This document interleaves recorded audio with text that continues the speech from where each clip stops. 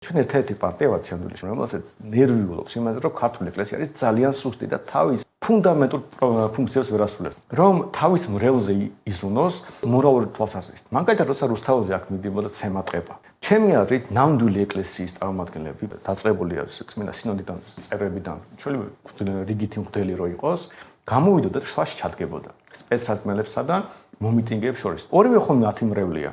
შეიძლება რომელიღაცა ცდება, რომელიღაცა უფრო არასწორ გაწყვეტილებას იღებს, მაგრამ ხო ვერანი ვერ გაბედავდა, ვერც ქვაესროლოს, ვერც გაზი გაუშვა შუაში და მღვდელი დგას.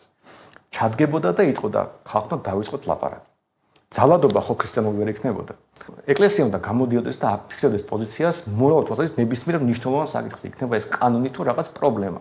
როდის გინახიათ, რომ მღვდელი გამოდიოდეს და მართლა სერიოზულად ლაპარაკობდეს პრობლემებზე, რომელიც აი პარლამენტშიც კანონი მიიღეს. ვინმეს ულაპარაკია ეს სერიოზულად ისე რომ უბრალოდ დოგმატიკულად კი არა რომ ეს რა ვიცი, კონცეფტს ხარი დაუჭირეთ და არა გარევინებთ და ვიღაცები მოდიან. მართლა სერიოზულად გულწრფელ დისკუსიაში შესულა საჯარო სივრცეში იმ პრობლემებზე, რომელიც გვაქვს.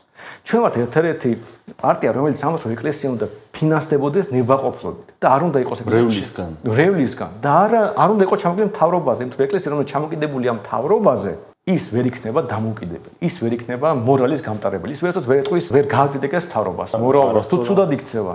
ეკლესია რომელიც ფინანსდება ბიუჯეტიდან, ეს არის ეკლესია რომელიც მთავრობის კეთილგანწყობაზე ფიქრობს. ჩვენი საზოგადოების პრობლემა რომ ქრისტიანულ ღირებულებებზე კომუნისტების დამსახურებით უარი გვაქვს ნათქვამი ძალიან დიდი ხანია. თქვენო ეკლესია, ატეატული ეკლესია შექმნით თუ და ატეატული ეკლესია არ შეგვიქმნია არასდროს. არ ქონდა ასოს პრეტენზია რომ ეს რელიგიური დაწესებულება. საპატრიარქომ გადაწყვეტა რომ ჩვენ რელიგიად გამოგვაცხადოს და რაღაც ბრძოლა დაგვიწყოს. თორე ჩვენ ბიუროკრატებს ქაღალდებს ვარდებდით. ასე წესრიგი იყო აწყობილი რომ ბიუროკრატები ეთხოვდნენ ქაღალდს.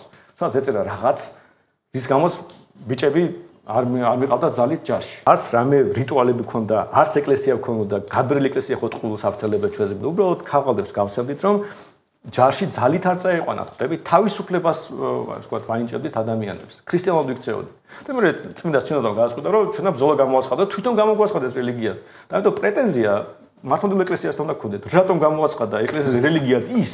რას თვითონაც პრეტენზია არ ქონდა რელიგია. ქრისტიანული ქმედება იყო. კი, ქმედებას ებრძვის ნამდვილში და დაინახა ქაღალდში. ბიუროკრატიულ ქაღალდში ეკლესიაში არ უნდა მიდის. ანუ მღვდელთან პრეტენზია არავის არ აქვს. რამე რიტუალი ასე არაფერი, უბრალოდ რაღაც ერთი ბიუროკრატი და ოთახიდან მეორეში ქაღალდი მიდის სადღაც. ტყუილს არ დაუჯეროთ, გააკრიტიკოთ ტყუილის ავტორი. მეგონა ყველაზე მარტივი გზა იქნება და თქვენ რომ მიხვდებით რომ ჩვენ მართლა ერთ-ერთი პარტია ვართ, ვინც ეკლესიაზე ზრუნავთ, რომ ეკლესია იყოს ძლიერი და მართლა სიტყვა ეთქმოდეს ჩვენ საზოგადოებაში, დარწმუნებული ვარ ჩვენი აუჩევის გახდებით.